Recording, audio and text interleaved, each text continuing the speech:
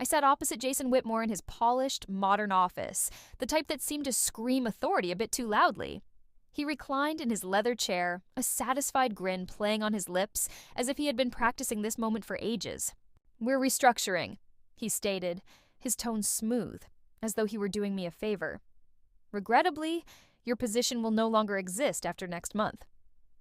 I kept my expression neutral, giving a brief nod. "I understand." He misinterpreted my calmness as defeat and smiled wider. "But before you go," he added, fingers interlaced over his chest, "you'll need to train your successor. She starts tomorrow. Madison Blake. I'm sure you'll handle it professionally." Madison, of course, came from one of our main competitors. A strategic move on paper, but a potential catastrophe in reality. But Jason was blissfully unaware of that. He also didn't realize that the company he was so confidently steering didn't actually belong to him anymore. "My name is Elise Carter." I should have announced it, but instead, I smiled politely. "Of course, I'll ensure she learns everything she needs to know." He nodded, completely oblivious to the fact that the individual he thought he was dismissing had quietly secured a controlling interest in the company 3 months ago through a holding company he had never heard of, EC Holdings. He never even pondered what the E&C stood for. Elise Catherine Carter. I exited his office silently, my heels clicking on the cold tile floor. Yet inside, I was aflame, not with rage but with clarity. I had spent 12 years here. I began as an associate, unnoticed. I worked late without thanks. I crafted award-winning campaigns that Jason took credit for. But I had been vigilant all along. More than that, I had been preparing. The real story began years back, long before Jason took the reins, when his father, Charles Whitmore, led this company with vision and integrity. Charles recognized my potential when I was merely a quiet strategist with a plethora of ideas and insufficient confidence.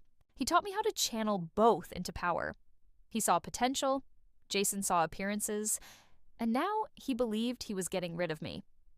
As I approached my office, I passed a framed photo of Charles and me from the firm's 20th anniversary. He had entrusted me with my first leadership position. That day, he said, "Success isn't about titles, Elise.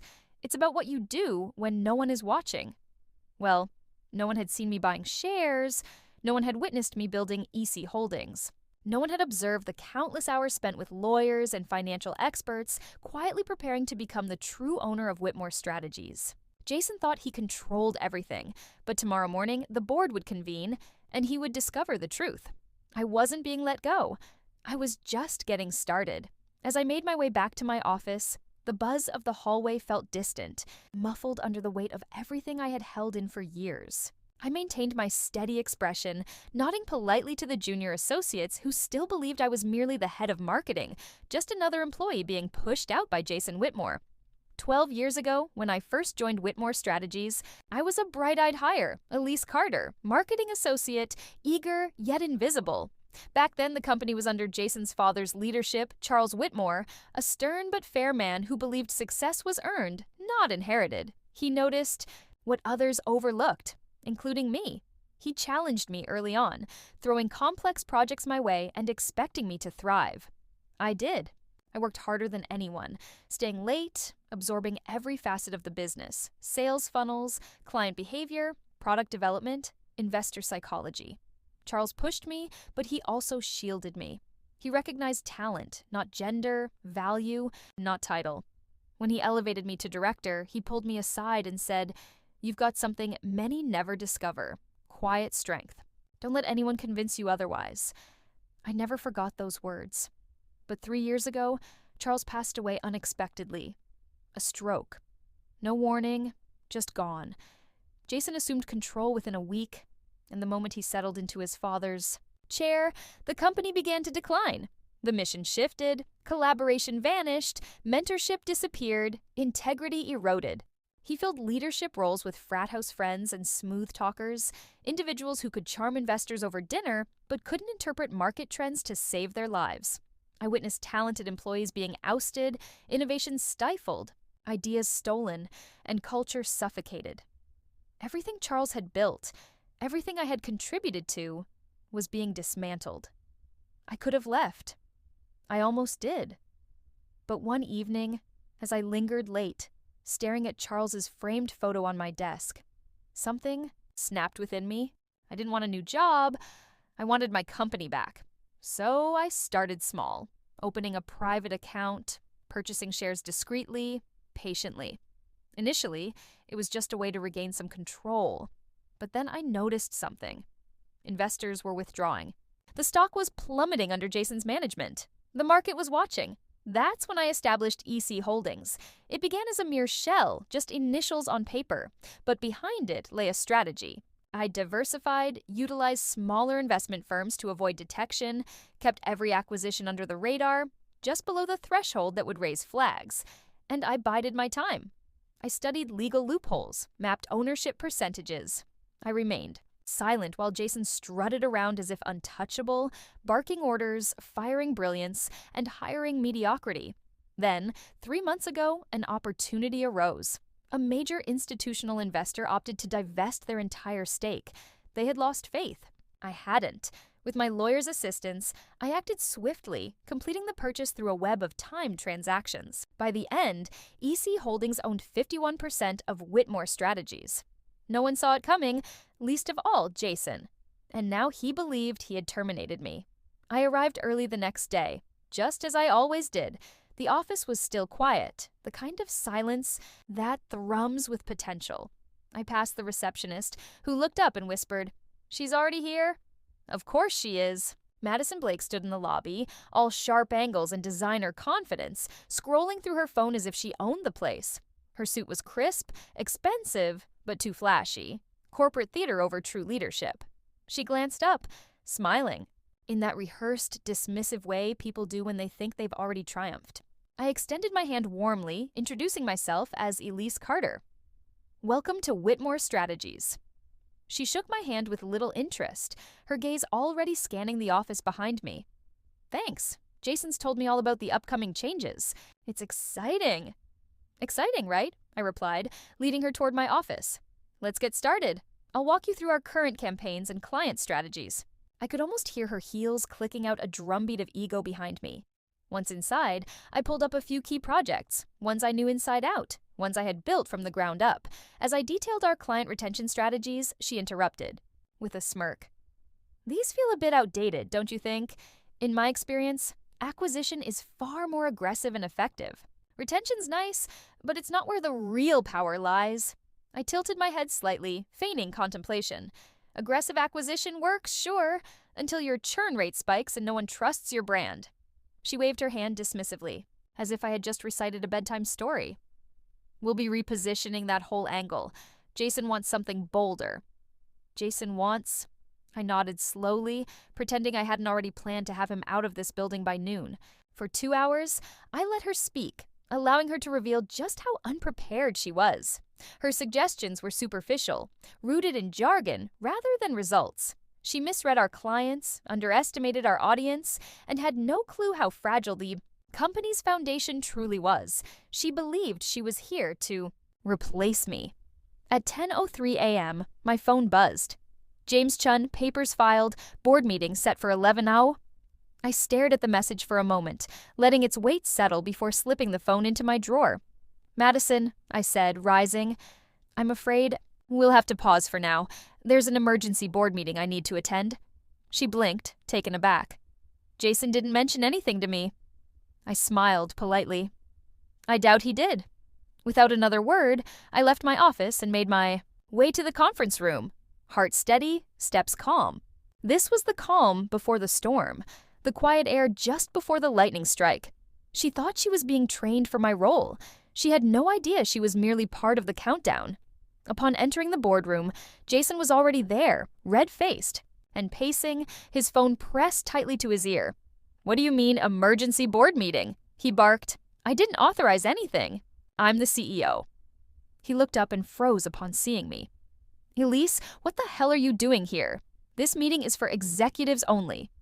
I calmly walked to the head of the table and took a seat. "I know. That's why I'm here." Before he could respond, the board members began to arrive, some curious, others cautious. Most had been sidelined since Jason took over, lacking a genuine voice for years, but today would be different. James Chin entered last, a leather folder under his arm. He met my gaze, gave a subtle nod, and took his seat. Jason was still seething. You can't just walk in here. I didn't, I interjected. I called this meeting as the majority shareholder. The room fell silent. Jason looked around, waiting for someone to laugh, to support him. No one did. James opened his folder, distributing documents. 3 months ago, I began, rising. EC Holdings began acquiring shares of Whitmore Strategies. As of this morning, the final transaction has been completed. The company is now under new ownership. Jason's mouth opened and closed, his mind struggling to catch up. EC Holdings? That's a third-party firm. That's not... It is, I said evenly. EC, Elise Catherine. He staggered back, as if the name physically struck him. That's not possible. You're just a marketing director, I finished for him. Just someone you dismissed without a second thought. You were too engrossed in playing CEO to notice the ground shifting beneath you. James cleared his throat. Every transaction has been filed and verified with the SEC. Ms. Carter now holds 51% of the company's shares. Jason turned pale. You think you can just take this from me? No, I replied. I didn't take it. I earned it. You inherited something you never grasped, and then dismantled it. I reached into my bag and pulled out a framed photo. Charles Whitmore and me standing side by side at the firm's 20th anniversary. I placed it in the center of the table. He built this place with vision and integrity. I was proud to stand beside him, and I refused to let his legacy decay under your ego. Jason lunged forward, slamming his hand on the table. I built this company from nothing. I gave it edge. I made it aggressive. You made it hollow, I said, locking eyes with him. And now it's time for leadership to return to someone who genuinely cares about what we're building. Janet Liu, one of the longest-serving board members, stood. I moved to vote on new leadership. I second, came another voice. Within minutes, the vote was unanimous. Jason Whitmore was no longer CEO. Security was called. He screamed about lawsuits, about betrayal. But I remained there, watching the future take shape. Jason didn't leave quietly. Security intervened as he shouted across the boardroom, his face contorted with rage. You won't get away with this, Elise. This is a hostile. Takeover. I'll see you in court. James remained composed, arms crossed. You're welcome to try, but everything is legally airtight. I ensured it. I watched as Jason was escorted from the building that had once belonged to his father, a man of vision, dignity, and principle. Jason had inherited the office, but never the values. As the elevator doors closed behind him, the silence that followed felt like a weight lifted from the entire company. Later that afternoon, Madison knocked on my office door, her smile significantly smaller than the day before. Do you have a moment? Of course, I replied, gesturing for her to enter. She sat across from me, clearly uncomfortable. I've had time to think. I know Jason brought me in for a specific direction, and with the changes happening, I believe it's best I explore other opportunities. I nodded. I agree. This role requires more than just buzzwords and bravado. It needs someone who understands people, not just numbers. She gave a curt nod and left without further protest. Once she was gone, Maya stepped in, holding a stack of personnel files. She closed the door behind her, grinning. So, you really did it. We did it, I corrected, taking the files from her and placing them on my desk. Now, we clean house. We spent the rest of the day and into the night combing through every department. We weren't seeking individuals with perfect resumes. We were looking for those who had been overlooked, ignored, and underutilized. Look at this, Maya said, sliding a file toward me. Nathaniel Rhodes has been here 8 years, oversaw 2 of our most successful campaigns, and hasn't had a promotion in 4 years. Why? I inquired. Jason thought he was too soft, said he lacked the killer instinct. I shook my head. Set up a meeting with him. We need more thinkers, not screamers. Another name caught my eye. Tasha Lynn, a junior, developer whose work had quietly driven 3 of our biggest platform improvements. No one ever mentioned her in meetings, but her code spoke volumes. We continued digging, and with each discovery, I felt a shift. This wasn't about revenge. It was about rebuilding. By the end of the week, the atmosphere in the office had transformed. People were no longer tiptoeing around. Laughter filled break rooms, conversations flourished in hallways, and ideas were once again scrawled on whiteboards. We reinstated Charles's mentorship program and revived the innovation lab that Jason had shut down. I began scheduling town halls featuring authentic conversations instead of rehearsed presentations. In small, steady steps, the essence of the company was returning. That evening, I stood by the window, watching the city lights spark to life, and breathed deeply for the first time in years. We weren't finished yet, but for the first time in a long while, we were finally moving in the right direction. The next few months proved to be the most exhausting yet fulfilling of my career. We started with the basics. The mentorship program that Charles had once valued was the first to make a comeback. Employees who had previously been overlooked began guiding new talent, fostering relationships that not only strengthened the work, but also the individuals behind it.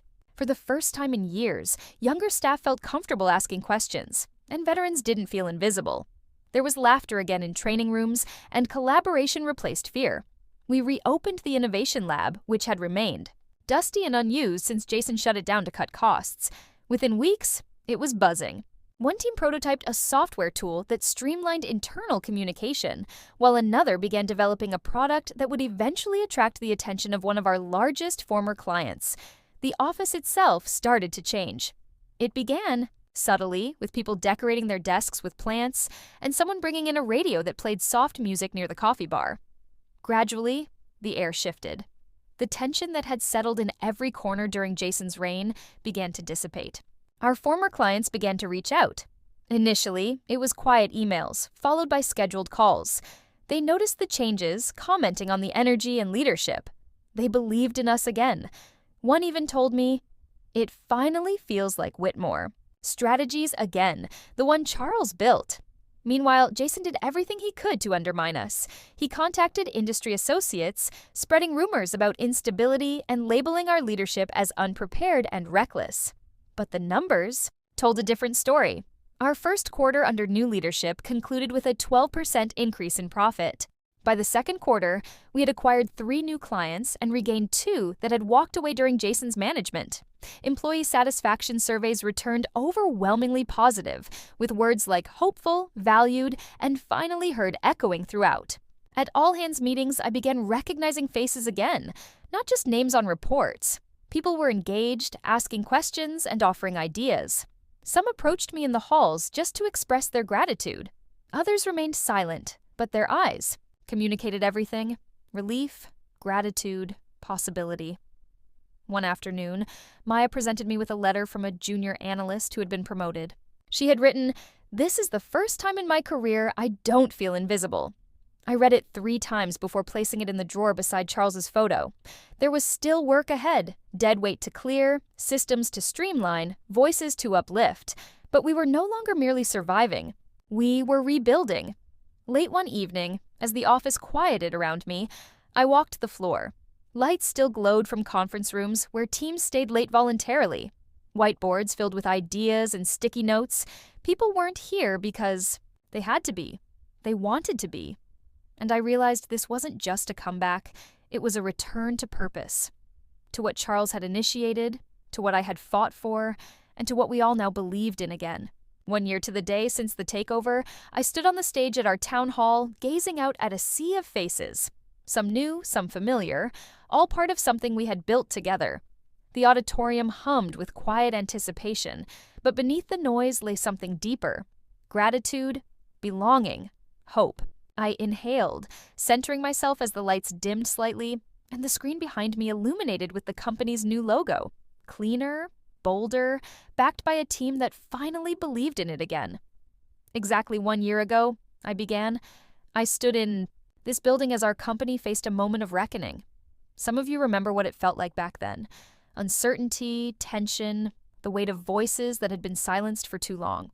Heads nodded. A few employees smiled softly. Others leaned in. "I never desired to lead out of revenge," I continued. "I didn't take this role to prove a point or seize a throne. I stepped up because I deeply believed that what we had here was worth saving, worth fighting for. And I wasn't alone in that." Applause erupted throughout the room, but I raised my hand gently, and it quieted. Leadership isn't inherited, it's earned. And legacy isn't merely what you leave behind, it's what you build while you're still here. I paused, reaching into my pocket for a remote and clicking to the next slide, a photograph of Charles Whitmore at the company's 20th anniversary, standing beside me in the old office. This company was founded on values that run deeper than profit. Charles believed in innovation with integrity, in investing in people, not just products. He once told me, success isn't just about money, it's about building something that matters. That line has never left me. A murmur of recognition rippled through the room. Everyone had seen that quote, now freshly framed in the hallway outside my office, its meaning more alive than ever. That's why today, I said, my voice softening, I'm proud to announce our newest initiative, the Whitmore Fellowship. Each year, we'll partner with local schools to provide scholarships, mentorship, and hands-on training for students pursuing careers in STEM. This isn't just outreach. It's our responsibility, our opportunity to build more than business, to build people. The room erupted in applause, genuine, heartfelt, thunderous. Maya stood off to the side, misty-eyed, clapping harder than anyone else. I caught her gaze and smiled. We had accomplished this together. After the meeting, I returned to my office, still holding the speech notes I hadn't even glanced at. Everything I needed to convey had already been within me, the kind of truth you don't write. You live. As I sat down, a notification popped up on my screen. One new message from Margaret Whitmore. Subject, thank you. I clicked it open and stared at her words for a long moment. Dear Elise, I've been following the changes you've made this past year, quietly, from afar. At first, I didn't know what to think. Charles built that company with so much of his heart. Losing him and then watching what came after nearly broke me. But watching you step in, not out of vengeance, but out of vision, I can't describe how grateful I am. He always believed in you. Always. And now I see why. Thank you for saving what he built and for making it even better. With deep respect, Margaret. Tears welled up, and I didn't fight them. For the first time since that long, quiet takeover, I allowed myself to truly feel the weight of what we had accomplished. Not just removing a failing leader, but restoring a legacy. Rebuilding a home for thinkers, dreamers, and doers. This wasn't about defeating Jason. It never truly was. It was about standing up for something significant, for the people who had been silenced, for the innovation that had been buried, for the quiet voices in the back of every room waiting to be heard.